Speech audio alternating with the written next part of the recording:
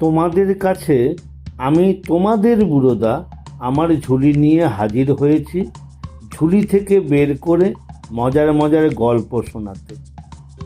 তাহলে আমি ঝুলি খুলছি খুলছি, দেখি আজ তোমাদের জন্য কোন গল্প ঝুলি থেকে বেরোয়। নমস্কার। আজকের গল্প বিমল মিত্রের লেখা বাবার চিঠি। এমন আশ্চর্য ঘটনা আমার জীবনে আর কখনো ঘটেনি। ঠিক আমার জীবনের ঘটনা নয় বটে, কিন্তু আমি এই ঘটনার একজন নীরব সাক্ষী ছিলাম। আমি কার্তিকের কথা বলছি। আমি আর কার্তিক ছিলাম স্কুলের অভিন্ন হৃদয় বন্ধু। আমরা একসঙ্গে এক ক্লাসে পড়তাম, পাশাপাশি বাড়ি ছিল আমাদের। স্কুলের বাইরেও আমরা একসঙ্গে গল্প করতাম, খেলতাম আর নিজের নিজের মনের কথা বলতাম। আমাদের ক্লাসে আরও অনেক ছেলে পড়তো, তাদের সঙ্গেও মিশতাম আমরা, কিন্তু কার্তিকের সঙ্গেই আমার ঘনিষ্ঠতা ছিল বেশি। নির্মল বসতো আমাদের ঠিক পাশের বেঞ্চিতে। নির্মল, সদানন্দ, সঞ্জীব ওরাও ছিল আমাদের বন্ধু। কার্তিক বলতো, ওদের সঙ্গে মিশতে আমার ভালো লাগে না ভাই, ওরা আমাদের দেখতে পারে না। তাই ভালো লাগার কি কোনো বিশেষ কারণ থাকে? কখন যে কাকে কার ভালো লেগে যায় তা কেউ বুঝিয়ে বলতে পারে না। ভালো লাগার কোনো নিয়ম কানুন নেই, ভালো লাগার কোনো জাত ধর্মও নেই। এই রকমই ছিল আমাদের ভালো লাগা। কার্তিক ছিল গরিব, আমাদের ছিল পাকা বাড়ি, আর ওদের মাটির বাড়ি। বাড়িতে মা ছিল না, থাকতো এক বুড়ি পিসিমা আর বুড়ো বাবা। কিন্তু হঠাৎ তার বাবা একদিন মারা গেল। কার্তিক খুব কাঁদলো, কার্তিকের পিসিমাও কাঁদলো খুব। কার্তিকের দুঃখে আমিও খুব কাঁদলাম। কিন্তু সব জিনিসেরই তো একটা শেষ আছে। সুখও যেমন চিরকালের নয়, দুঃখও তো তেমনি চিরকালের নয়। সুখ দুঃখ সবই ক্ষণস্থায়ী। অশৌচের পর নম করে শ্রাদ্ধ শান্তি চুকে গেল। মাথা ন্যাড়া করে 1 মাস পরে স্কুলে এলো কার্তিক। আমি বললাম, কার্তিক দুঃখ করিসনি, বাপ মা কি কারো চিরকাল থাকে রে? কার্তিক আমার কথা শুনে সেদিন খুব সান্ত্বনা পেয়েছিল মনে আছে।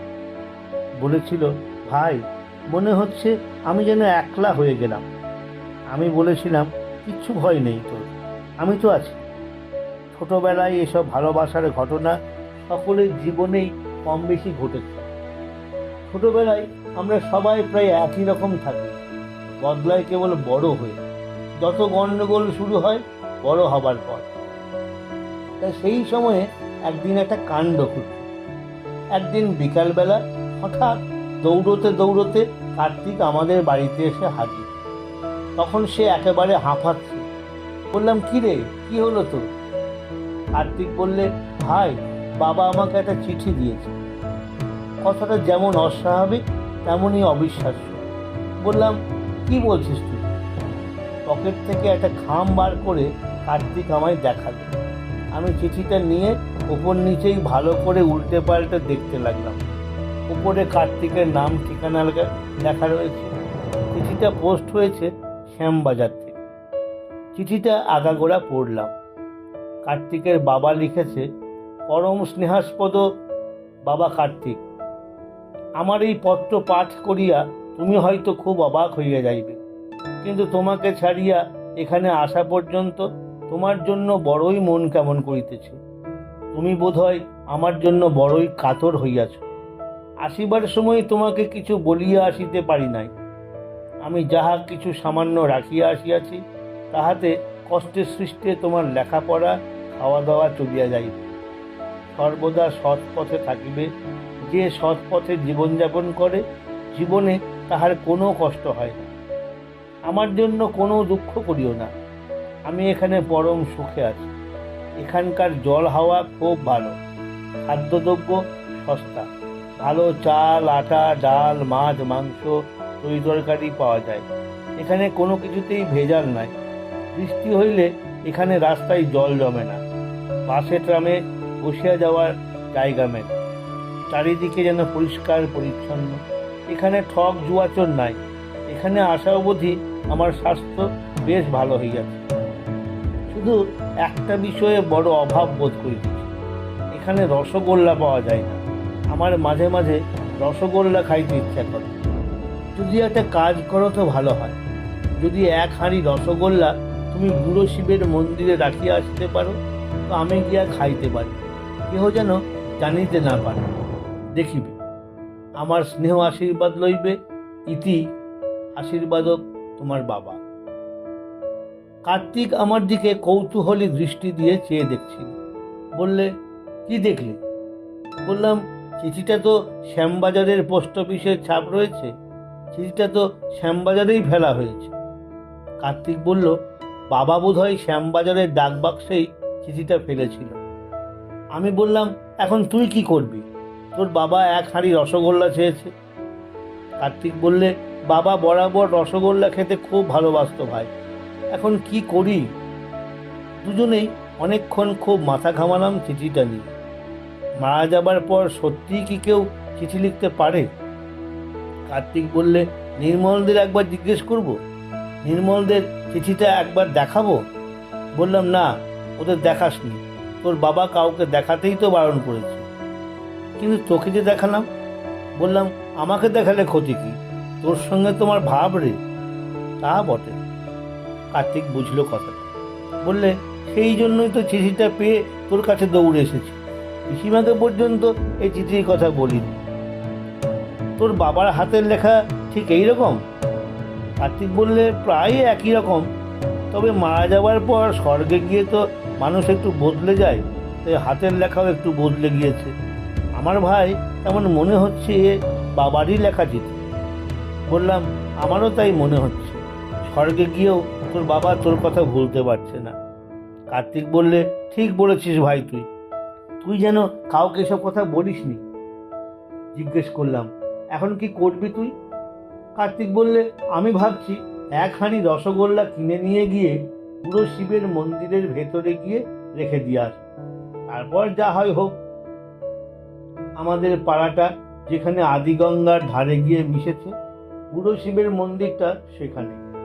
মন্দির ভেঙে চুরে ইটের স্তূপ হয়ে গেছে, তারই ভেতরে শিবের পাথরটা হয়তো আছে।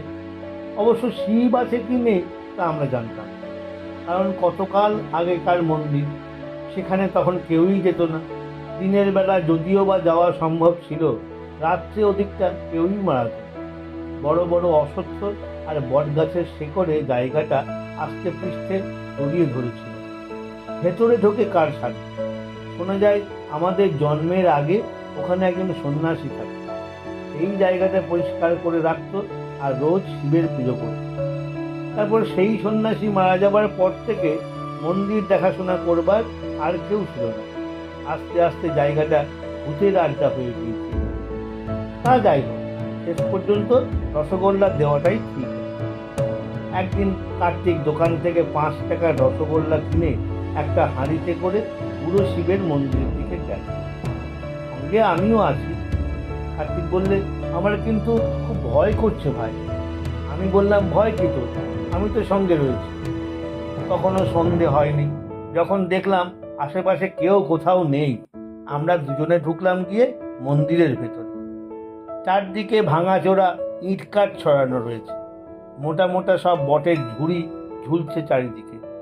আমরা অতি কষ্টে গিয়ে ভেতরে শিব মূর্তির কাছে গেলাম।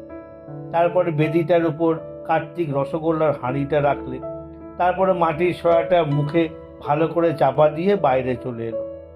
বললে, চল এবার ফিরে চল। আমরা যেমন সকলের চোখের অগোচরে ভেতরে ঢুকেছিলাম, তেমনই সকলের চোখের অগোচরেই আবার বাইরে বেরিয়ে এলাম। কেউ আমাদের দেখতে পেল না। পরের দিন স্কুলে কার্তিক বললে, আজকে সন্ধেবেলা পুরো শিবের মন্দিরে একবার যাবি? বললাম, কেন? কার্তিক বলল, গিয়ে দেখে আসবো বাবা রসগোল্লাগুলো খেয়েছে কিনা। আমি রাজি হলাম। বিকালবেলা আবার দুজনে একসঙ্গে বেরোলাম। আবার সেই ভাঙা মন্দিরের মধ্যে ঢুকলাম দুজনে। গিয়ে যা দেখলাম তাতে আমরা দুজনেই হতবাক। দেখি রসগোল্লার হাঁড়িটা ফাঁকা। কার্তিকের বাবা সবই নিঃশেষ করে খেয়েছে। একটা রসগোল্লাও পড়েনি, শুধু খালি হাঁড়িটা পড়ে রয়েছে। আর চারদিকে রস খাওয়ার জন্য বড় বড় পিঁপড়ে ঘুরে বেড়াচ্ছে। আমরা নিঃশব্দে আবার সেদিনকার মতো বাইরে চলে এলাম। কার্তিক বললে, বাবা যখন বেঁচে ছিল তখনও খুব রসগোল্লা খেতে ভালোবাসতো ভাই। যাক, বাবা যে খুশি হয়েছে তাইতেই ভালো লাগছে। কদিন খুব আনন্দে কাটলো কার্তিকে। বাবা মারা যাওয়ার পর যেমন মন মরা হয়ে গিয়েছিল, আর সেরকম নয় এখন।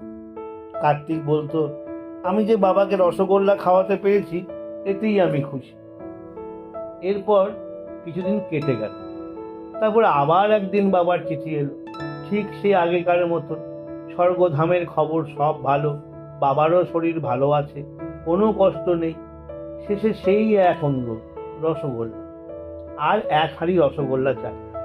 কার্তিক বলল, ভাই আমারই অন্যায়, আমার আগেই বোঝা উচিত ছিল।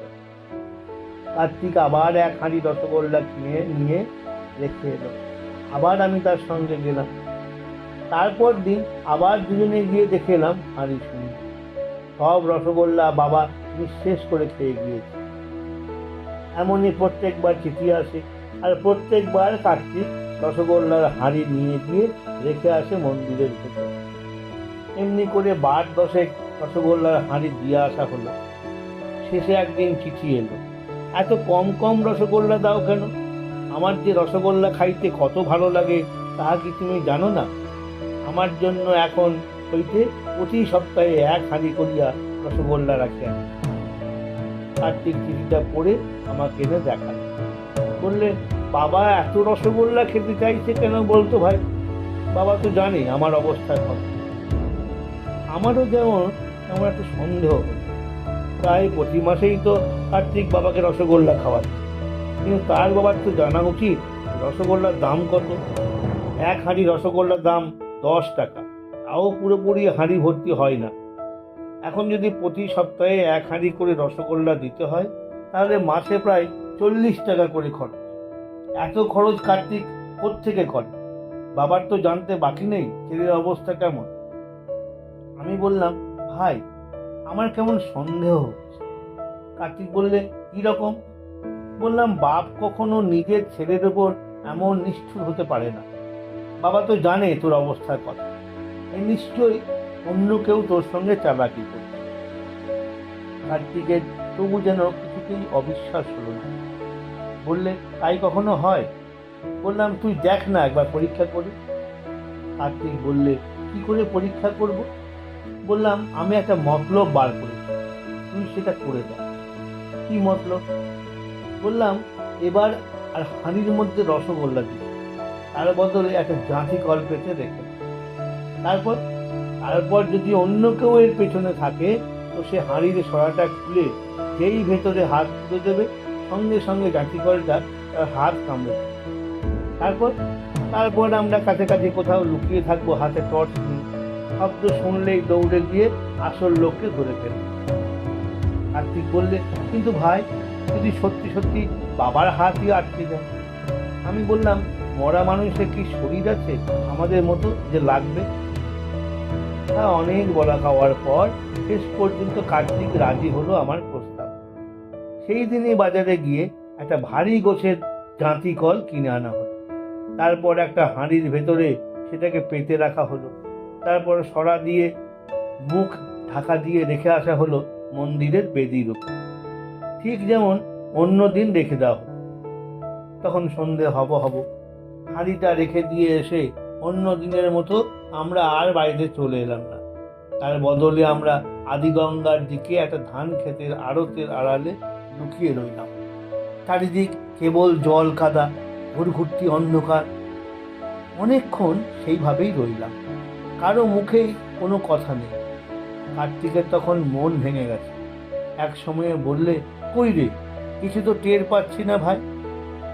বললাম, আর একটু দেখ না। কার্তিক বললে, আর কতক্ষণ দেখ? বললাম, চুপ কর, কেউ শুনতে পাবে।